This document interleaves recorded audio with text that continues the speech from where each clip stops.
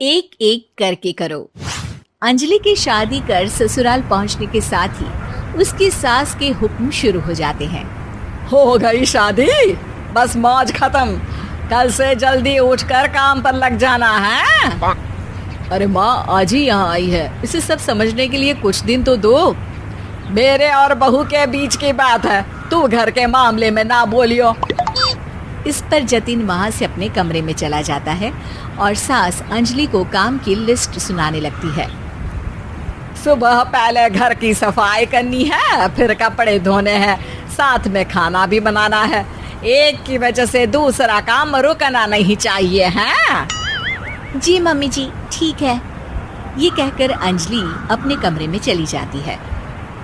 Anjali, mummy हमेशा बोलती थी बहू आएगी तो उनका काम हल्का होगा, पर मुझे नहीं पता था कि वो काम हल्का करने की जगह टाल ही देंगी। कुछ नहीं होता, ये सब मैं अपने घर में भी तो करती थी, मुझे आदत है, कोई दिक्कत नहीं होगी। ठीक है, पर अगर कुछ हो तो बता देना। दोनों सो जाते हैं और अगली सुबह से अंजलि जल्दी उठ के सास के बताए कामों में जुट जाती है, जिसमें वो जैसे ही कपड़े धोने लगती है तो सास वहाँ आ जाती है। अरे सुनो, ये कपड़े ऐसे नहीं धुलेंगे, सबको डिवाइड कर फिर एक एक करके अलग अलग धोने हैं। क्या एक एक कपड़ा अलग करके? एक बार में सुनाई नहीं देता क्या? वही बोला है मैंने, लग जाओ काम पर हैं? सास की बात मानते हुए अंजलि एक एक करके कपड़े धोना शुरू करती है, जिसे करते हुए आधा दिन बीत जाता है। अरे रे, सुबह से कब दोपहर हो गई पता ही नहीं चला, अभी तो खाना भी बनाना है। अंजलि भागते हुए रसोई में जाती है, जहां उसकी सास पहले से ही उसे खड़ी मिलती है। खाना बना लेना, देखो पहले पकोड़े तल दो और एक एक पकोड़े अलग अलग तलना, नहीं तो कोई कच्चा कोई पक्का रह जाता है। सास की हर बात में एक एक की कहानी अंजलि के समझ में नहीं आती, लेकिन फिर भी वो बिना कुछ बोले काम करती रहती है। अगली सुबह फिर वही शुरू होता है और सास एक बार फिर खाने के समय रसोई में आती है। आज क्या बन रहा है हैं? वो जतिन ने भिंडी की सब्जी, रोटी और धनिए की चटनी बोली है, इसलिए वही बना रही हूँ। अरे वाह जी वाह, बढ़िया है। पर भिंडी एक एक करके धोना, फिर टोवेल से पोंछकर एक एक करके ही काटना, साथ ही धनिए की पत्ती भी एक एक करके ही धोना। अरे पर मम्मी जी। अरे क्या पर, सफाई का ध्यान रखना आता भी है या नहीं है? मैं ये सब सबकी हेल्थ के लिए ही तो कर रही हूँ ना, और तुम अर पर करती रहती हो हैं? सास की बातें सुन अंजलि हैरान रह जाती है। मैं तो सिर्फ सोचती थी कि जानबूझकर मेरा काम बढ़ाने के लिए ये सब करती हैं, पर ये तो काम बढ़ाने के साथ परेशान भी करना चाहती हैं। मैंने इनकी कौन सी बहस खोल दी जो इतनी दुश्मनी निकाल रही हैं? अब क्या करूं? अब अंजलि सास की बातों और हरकतों के बीच फंस जाती है।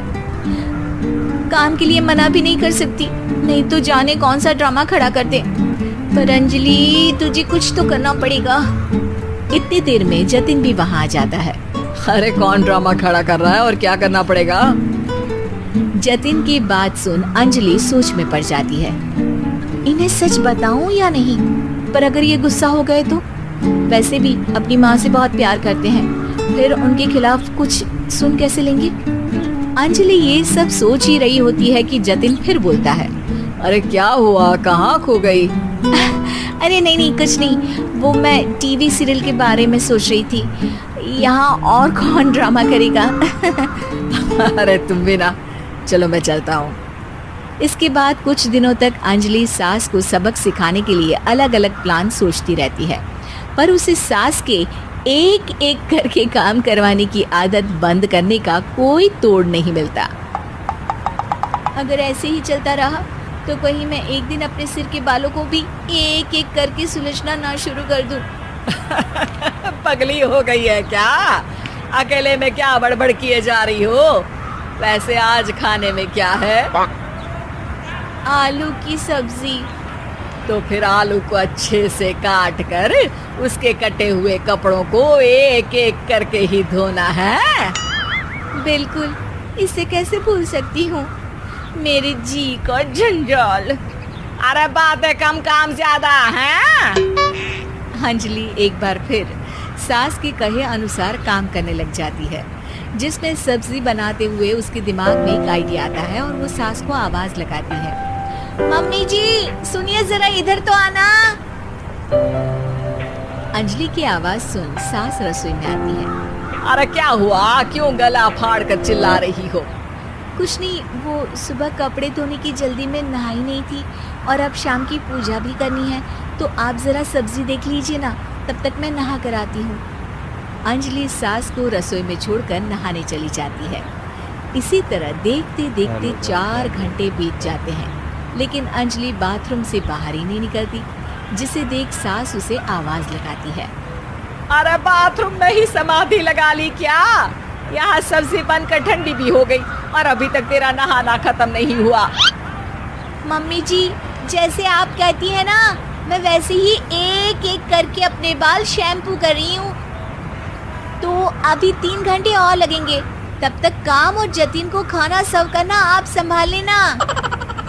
इस तरह अपने नहले पर बहू का दहला देख सास शॉक्ड रह जाती है, जिसके बाद से घर में एक एक करके करने का आलाप बंद हो जाता है।